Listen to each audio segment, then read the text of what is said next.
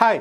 భారత రాజకీయ యవనికపై అప్రతిహత విజయాలతో దూసుకుపోతున్న భారతీయ జనతా పార్టీ తాజాగా 4 రాష్ట్రాలు ఒక కేంద్రపాలిత ప్రాంత ఎన్నికల ఫలితాలతో తన ఆధిపత్యాన్ని మరోసారి చాటుకుంది. ప్రజాస్వామ్యంలో మార్పు సహజమైనప్పటికీ ఈ దఫా ఎన్నికల్లో ఓటర్లు 3 కీలక రాష్ట్రాల్లో వ్యవస్థీకృత మార్పును కోరుకోవడం ఆశ్చర్యం కలిగిస్తోంది. పశ్చిమ బెంగాల్, కేరళ, తమిళనాడు రాష్ట్రాల్లో ప్రజలు నూతన రాజకీయ ప్రత్యామ్నాయాల వైపు మొగ్గు చూపారు. ముఖ్యంగా తూర్పున బెంగాల్ గడ్డపై తృణమూల్ కాంగ్రెస్ కోటను బద్దలు కొట్టడం నుంచి దక్షిణాది తీరాన పుదుచ్చేరిలో అధికారాన్ని సుస్థిరం చేసుకోవడం వరకు బీజేపీ వ్యూహాత్మక చతురత స్పష్టంగా కనిపిస్తోంది.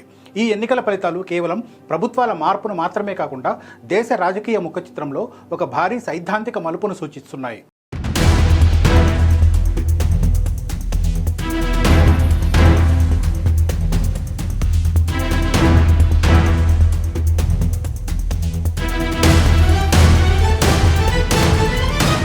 పశ్చిమ బెంగాల్ రాజకీయాల్లో ఈ ఫలితాలు ఒక చారిత్రక పరిణామంగా నిలిచిపోతాయి.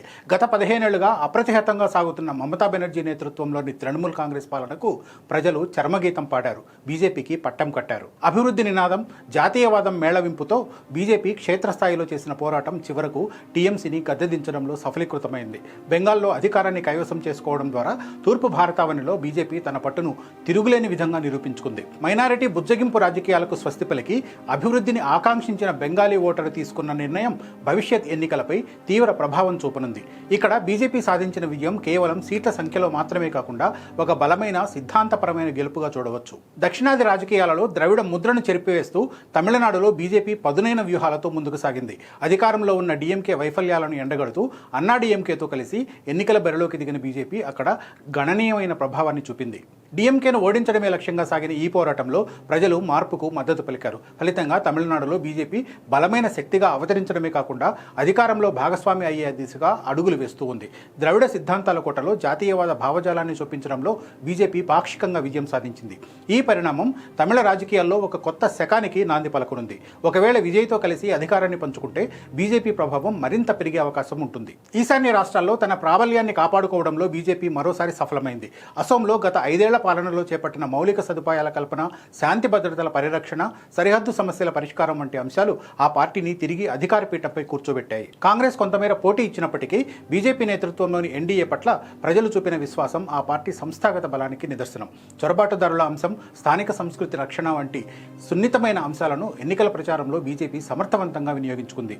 అసోంను తన కంచుకోటగా మార్చుకోవడమే కాకుండా ఈశాన్య భారతం మొత్తం కాషాయమయం కావడానికి ఈ విజయం ఒక పునాదిగా నిలిచింది. మరోవైపు కేంద్రపాలిత ప్రాంతమైన పుదుచ్చేరిలో బీజేపీ తన అధికారాన్ని సుస్థిరం చేసుకుంది. గత ప్రభుత్వాల వైఫల్యాలను సరిదిద్దుతూ కేంద్రం నుంచి అందుతున్న సహకారంతో అభివృద్ధి పనులు చేపట్టడం బీజేపీకి కలిసొచ్చింది. పుదుచ్చేరిలో సాధించిన విజయం చిన్నదైనప్పటికీ దక్షిణాదిలో ఒక వ్యూహాత్మక స్థావరాన్ని బలోపేతం చేసుకోవడంలో ఇది కీలకమైనది. ఓవరాల్గా పరిశీలిస్తే 5 అసెంబ్లీల ఎన్నికల్లో కేరళ మినహా మిగిలిన 4 చోట్ల బీజేపీ ప్రయత్నం సఫలం కావడం విశేషం. ఈ అసాధారణ గెలుపు దేశవ్యాప్తంగా పార్టీ కార్యకర్తల్లో నూతన ఉత్తేజాన్ని నింపడమే కాకుండా రాబోయే ఎన్నికలకు ఒక దిక్సూచిగా మారింది. కేరళలో వామపక్షాల సుదీర్ఘ పాలనకు ప్రజలు బ్రేక్ వేయడం రాజకీయ వర్గాలను విస్మయానికి గురిచేసింది. కమ్యూనిస్టుల కంచుకోటగా భావించే కేరళలో ఎల్డీఎఫ్ ప్రభుత్వ వైఫల్యాలు, అవినీతి ఆరోపణలు, హిందూ ఓటర్ల సమీకరణ బీజేపీకి అనుకూలంగా మారాయి. కేరళలో బీజేపీ నేరుగా అధికారాన్ని చేజిక్కించుకోలేకపోయినప్పటికీ ఓట్ల శాతం, సీట్ల సంఖ్యను భారీగా పెంచుకోవడం ద్వారా తన ఉనికిని చాటుకుంది. సంప్రదాయబద్ధంగా సాగుతున్న యూడీఎఫ్, ఎల్డీఎఫ్ రాజకీయాలకు ప్రత్యామ్నాయంగా బీజేపీ ఒక థర్డ్ ఫోర్స్గా ఎదిగింది. అధికారం దక్కకపోయినా భవిష్యత్తులో కేరళ గడ్డపై కాషాయ జెండా ఎగురవేయడానికి కావలసిన అనుకూల పరిస్థితులను ఈ ఎన్నికల ఫలితాలు కల్పించాయి. క్రైస్తవ, హిందూ సామాజిక వర్గాలను కలుపుకొని బీజేపీ అనుసరించిన వ్యూహం ఇక్కడ సత్ఫలితాలు ఇచ్చిందని చెప్పొచ్చు. మొత్తంగా చూస్తే ఈ ఎన్నికల ఫలితాలు భారత రాజకీయాల్లో బీజేపీ తిరుగులేని ఆధిపత్యాన్ని మరోసారి నిరూపించాయి. ప్రాంతీయ పార్టీల వైఫల్యాలు, కాంగ్రెస్ బలహీనతను బీజేపీ తనకు అనుకూలంగా మార్చుకోవడంలో సక్సెస్ అయింది. జాతీయవాదం, సుపరిపాలన, సంక్షేమ పథకాల అమలు వంటి అంశాలు ఓటర్లను ఆకట్టుకున్నాయి. నరేంద్ర మోదీ ప్రజాకర్షణ, అమిత్ షా చాణక్యం ఈ విజయాల్లో ప్రధాన భూమిక పోషించాయి. ఈ గెలుపుతో దేశవ్యాప్తంగా విపక్షాల ఐక్యతపై నీలినీడలు కమ్ముకోగా బీజేపీ మాత్రం మరింత ఆత్మవిశ్వాసంతో ముందడుగు వేస్తోంది.